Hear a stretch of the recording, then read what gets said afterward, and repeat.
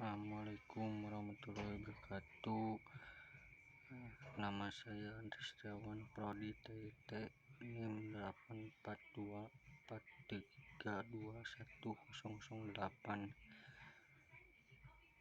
Tema penguatan ekosistem digital dalam sektor ekonomi kreatif di Indonesia. Di sini ada contoh digital dalam sektor ekonomi kreatif di Indonesia.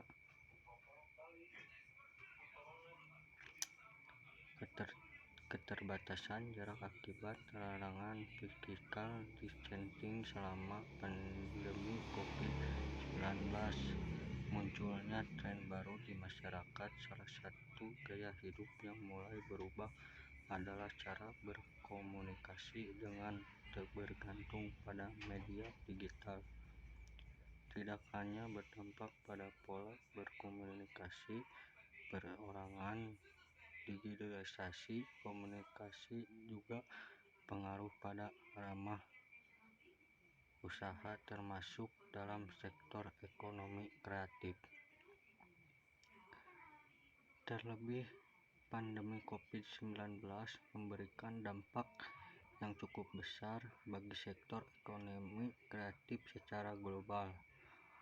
Hal ini dapat dilihat dari sektor ekonomi kreatif di Amerika Serikat pada April sampai Juli 2022.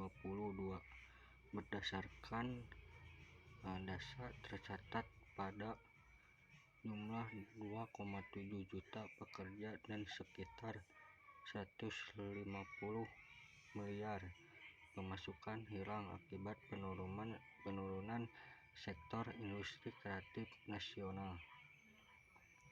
Sementara dari data yang sama dibandingkan tahun sebelumnya, pandemi pertumbuhan pendapatan domestik dorong.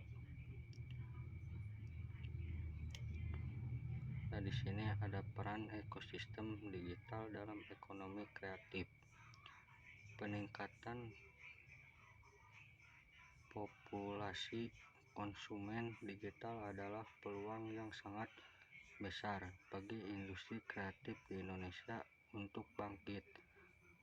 Untuk dapat menyentuh konsumen tersebut, pada ekonomi kreatif harus mempunyai manfaat media digital. Ketika memasuki ekosistem digital, salah satu modal yang harus dimiliki oleh pelaku akrab adalah kreativitas.